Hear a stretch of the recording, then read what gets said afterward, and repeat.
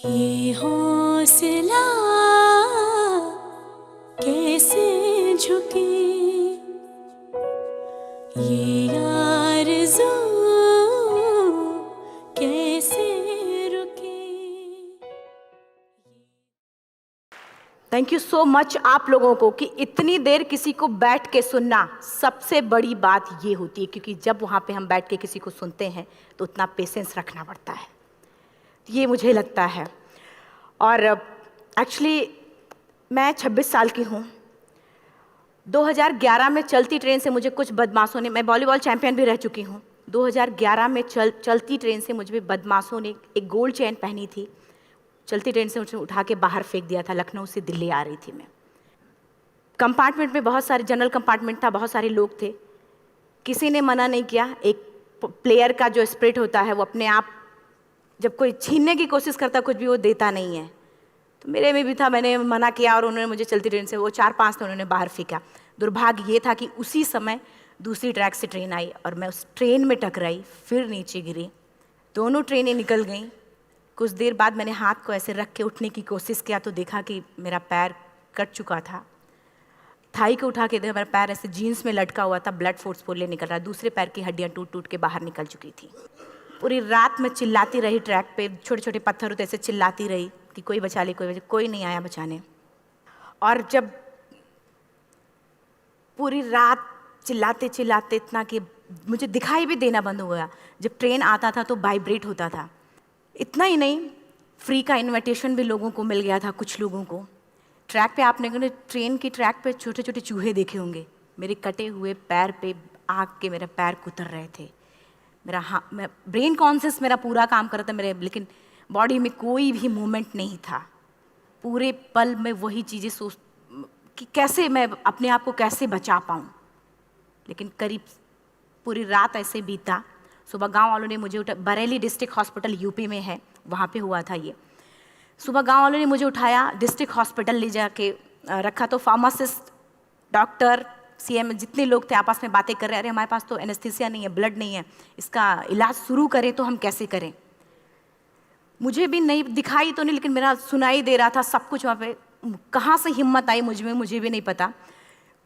मैंने बोला वहाँ पे कि सर जब मेरा पूरा पैर कटा, तब मैंने इतनी देर रेलवे ट्रैक पे थी, मैं उस चीज़ को बर्दाश्त किया, तो अभी तो आप मेरे अच्छे के लिए मेरे पैर काटेंगे। शायद आपको यकीन नहीं होगा, या फिर कभी आप लोगों ने ये चीज़ नहीं देखी, कोई डॉक्टर या फार्मासिस्ट अपना ब्लड दे के किसी पेशेंट को बचाया। मेरी इस बात को सुनने के बाद वहाँ के डॉक्टर और फार्मासिस्ट दोनों ने एक एक यूनिट ब्लड दिया और मेरे पैर को बिना एनेस्थीसिया अलग कर दिया गया। आज भी मैं उस दर्द को महसूस करती हूँ, जब भी मैं जब बोलती हूँ तब मैं वो चीज़ें महसूस करती हूँ। उसके बाद जब बात मीडिया में आई, लोगों को पता चला कि रिमा नेशनल प्लेयर है, KGMC king George medical college Lucknow में एडमिट करा, लखनऊ से फिर sport minister, AIIMS trauma centre Delhi. तब तक सब ठीक ठाक चल रहा था, प्लेयर होने की वजह से अच्छा ट्रीटमेंट मिलना शुरू हुआ। करीब 4 महीने मैं एम्स में रही।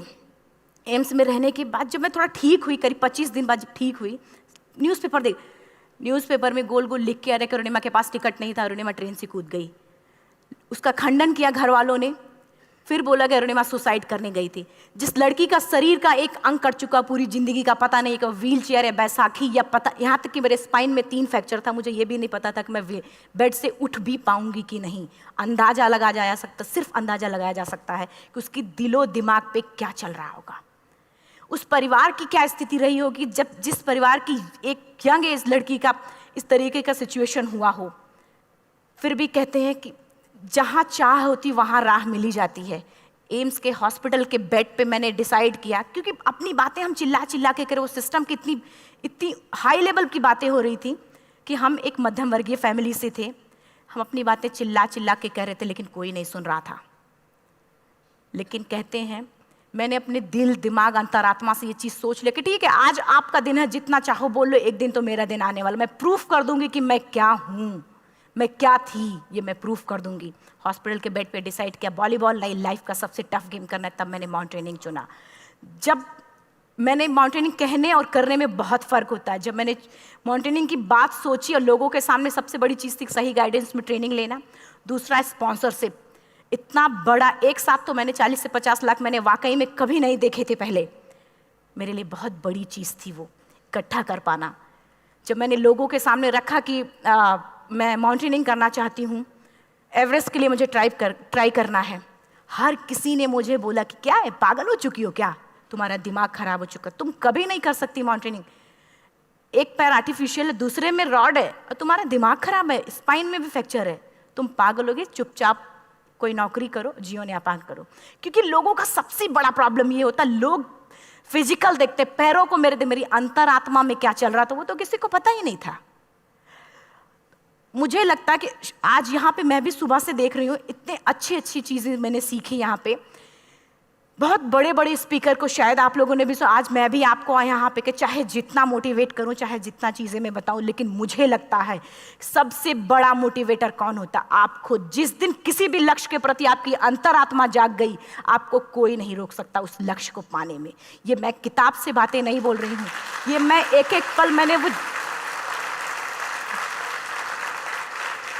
मैं कोई भी किताब की बातें नहीं, एक एक पल आज जो मेरा 26 साल का एक्सपीरियंस है वो मैं बता रही हूँ सिर्फ आपको। उसके बाद किसी तरीके से मैनेज किया मैंने। भाई साहब, मेरा परिवार मेरा बैकबोन था। परिवार ने मुझे, भाई साहब ने मुझे कहा कि मैडम बछेंद्री पाल जिन्होंने 1984 में एवरेस्ट समिट किया, उनसे मिलते हैं, वो ज़रूर कुछ ना कुछ करेंगे।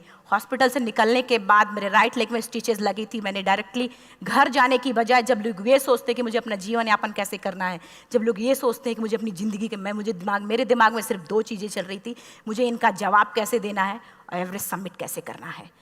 फर्स्ट तुरंत गए बछेंद्री मैम के पास। जब मिले, मैम ने फर्स्ट टाइम जब मुझे देखा तो उन्होंने कहा, अरुणिमा, उनकी आंखों में आंसू आ गए। उन्होंने बोला, अरुणिमा, तूने ऐसी हालात में एवरेस्ट जैसे दुरूह पहाड़ के बारे में सोचा तो तूने अपने अंदर तो एवरेस्ट फतह कर लिया, अब तो सिर्फ लोगों के लिए। मेरे परिवार को छोड़ के बाहर की पहली ऐसी महिला थी जिन्होंने मुझ पे भरोसा किया था कि हाँ अरुणिमा, तुम कर सकती हो। मेरे लिए वही बहुत बड़ी चीज़ थी। प्लानिंग भी कर ली, मैम भी मिल गई, सब हो गया। लेकिन जब उतरते हैं फील्ड में तब पता चलता कि हम क्या हैं।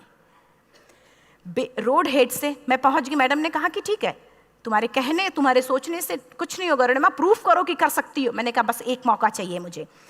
वाकई में जब मैं माउंटेन में पहुंची, रोड हेड से बेस कैंप लोगों को 2 मिनट लगता था, मुझे 3-3 घंटे लगते थे, क्योंकि मेरे राइट लेग की हड्डियां भी नहीं जुड़ी थी। लेफ्ट मेरा आर्टिफिशियल लग चुका था, लेकिन स्टंप एकदम रेड, उसका मतलब घाव एकदम नए थे।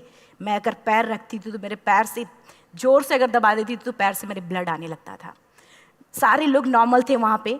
हर कोई ये बोलता कि एक पीक के लिए जाते थे तो हर कोई मुझे ये बोलता कि अरुणिमा, तुम धीरे धीरे आओ। मेरे दिमाग में हर बार यही बात चलती थी कि क्या है, मैंने एवरेस्ट का प्लान किया, मैं इनके बराबर भी नहीं चल पा रही हूँ।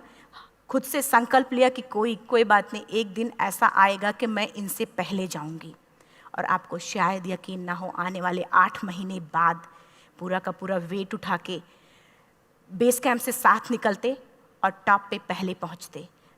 ऐसे करके देखते थे कि अरे ये लोग तो पीछे। खुशी होती थी। उससे भी ज़्यादा मुझे खुशी तब होना शुरू हुआ जब वो सारे लोग आके मुझसे ये पूछते, मैडम खाते क्या हो, बता दो, पैर नहीं है फिर भी कैसे चलते हो। उसके बाद पूरा मुझे स्पॉन्सरशिप मिला। मैं जब एवरेस्ट के लिए गई, मेरे लिए सबसे बड़ा, एवरेस्ट की जर्नी में मेरे सबसे बड़ा चैलेंज यही था कि दूसरे को समझा पाना। मैं नहीं समझा पाती कि भाई मैं कर सकती हूँ। जब मैं एवरेस्ट के लिए गई, शेरपा को जब ये बात पता चला कि मेरा प्रोस्थेटिक लेग है, आर्टिफिशियल लेग है, दूसरे में रॉड, बोला नहीं ले जा सकता, इसकी वजह से तो मेरी भी जान जाएगी। मैडम ने, हमने सबने कन्विंस किया तो किसी तरीके से मन। वाकई में जो टीवी में हम और उसमें फोटोज़ में देखते हैं, ब्लू और ग्रीन आइस, हिला देने वाला होता। जितना सुंदर दिखता उतना ही हिला देने वाला होता। जब मैं हमारे ग्रुप में 6 लोग थे, रॉकी एरिया तक मैं सबसे पहले थी, लेकिन जैसे ही मैं ग्रीन और ब्लू आइस में गई, मेरा आर्टिफिशियल लेग स्लिप कर जाता था। फ्रंट पॉइंटिंग से, जब मैं फ्रंट क्रैम्पोन से फ्रंट पॉइंटिंग मारती थी, लेफ्ट से पेन होता था तब भी करते, लेकिन आर्टिफिशियल जैसे फ्रंट पॉइंटिंग मूव हो जाता, मेरा पैर ही मूव हो जाता था।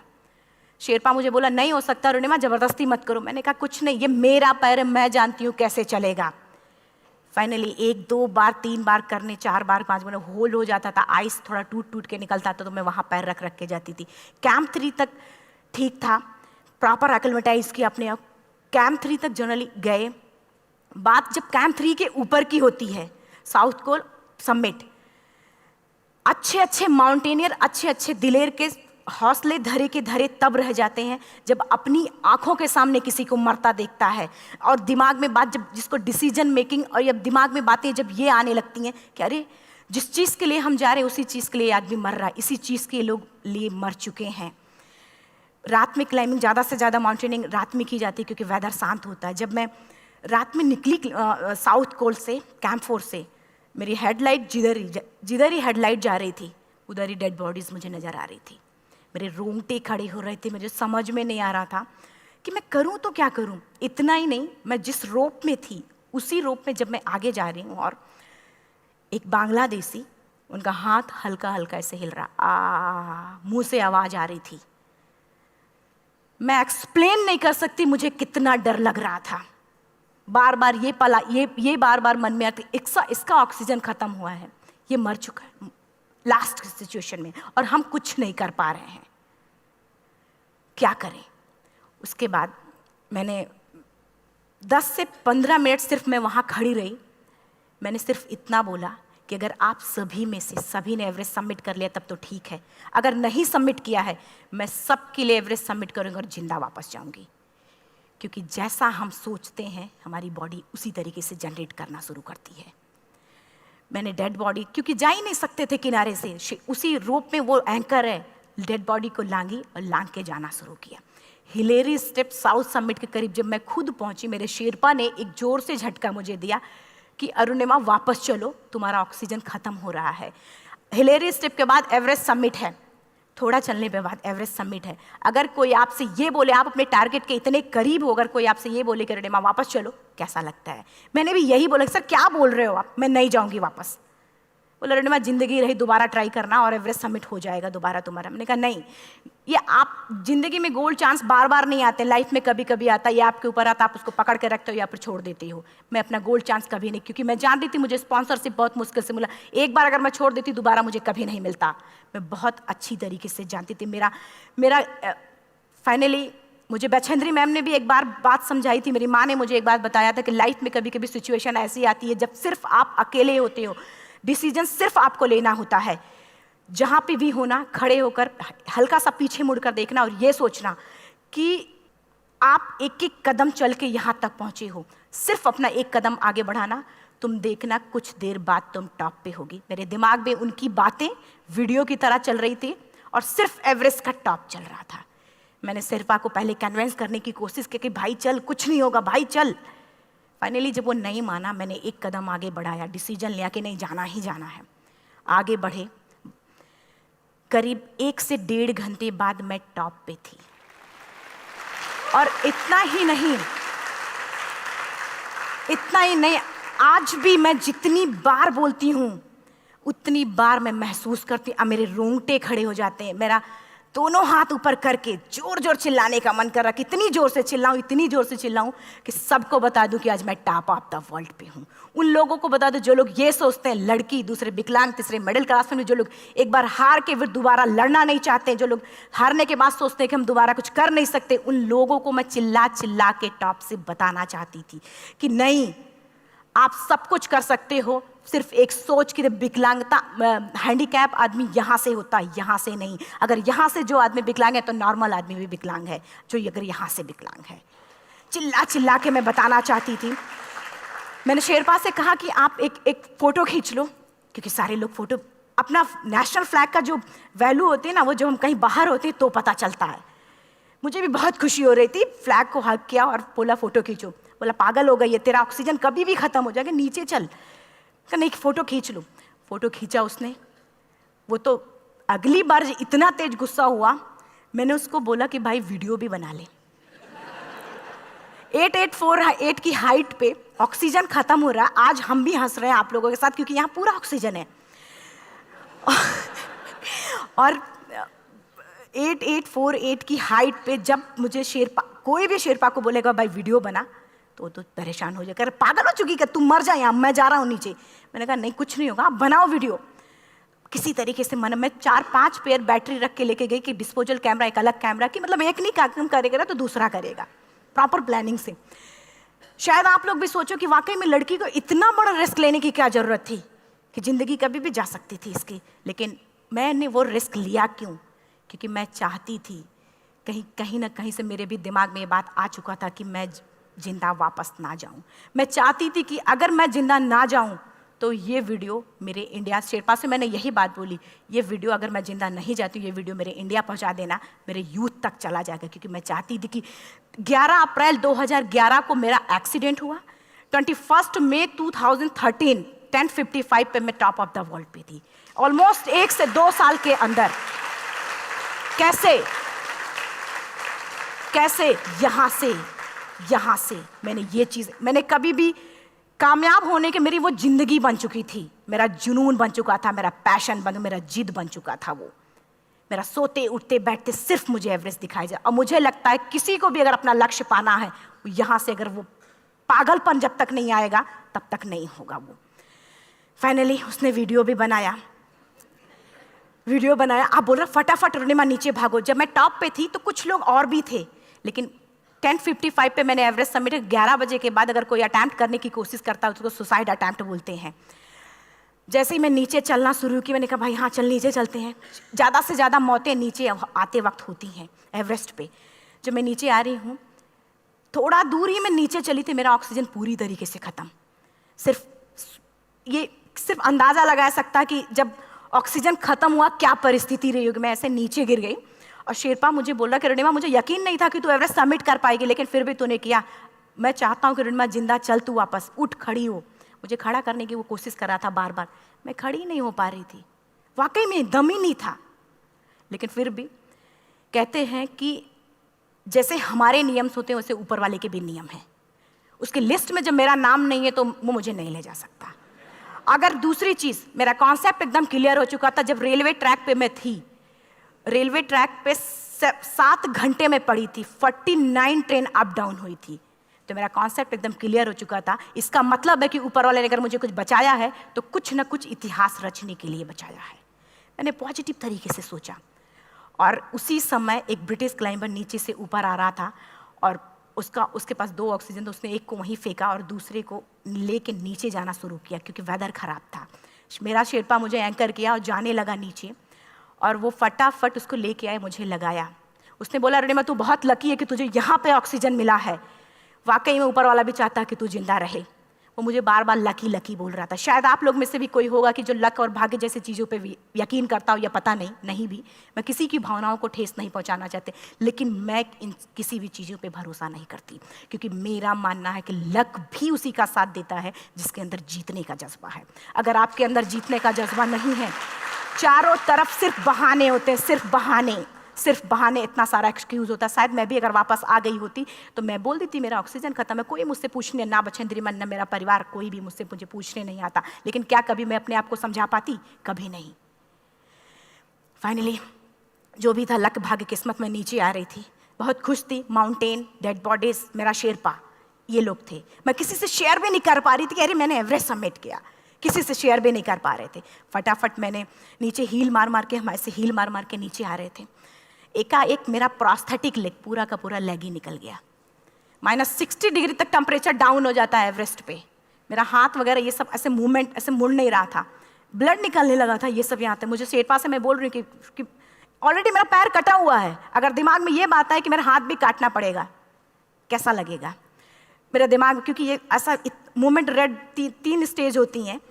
रेड मेरा हो चुका था, रेड, ब्लैक, ब्लू, ब्लैक हो तो काटना पड़ेगा। तो बार बार मैं बोल रही हूँ शेरपा से कि भाई हाथ मेरा कुछ हो रहा है, इसमें मूवमेंट नहीं हो रहा है, यहाँ सबसे ब्लड हो रहा। बोला रोनिमा कुछ नहीं, जितना नीचे जाएंगे उतना अच्छा होगा। प्रोस्थेटिक लेग मेरा निकल चुका है, मैं रुकी हूँ, मेरा ऑक्सीजन चल रहा, बड़े मुश्किल से लक भाग्य किस्मत जो भी था मुझे मिला था।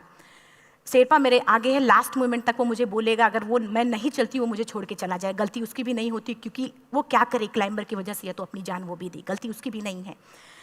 लास्ट में मेरी आंखों से आंसू निकलने लगा। मैंने सोचा क्या करूं अब, रोने अपने आप आंसू कहीं ना कहीं से आ ही जाता है।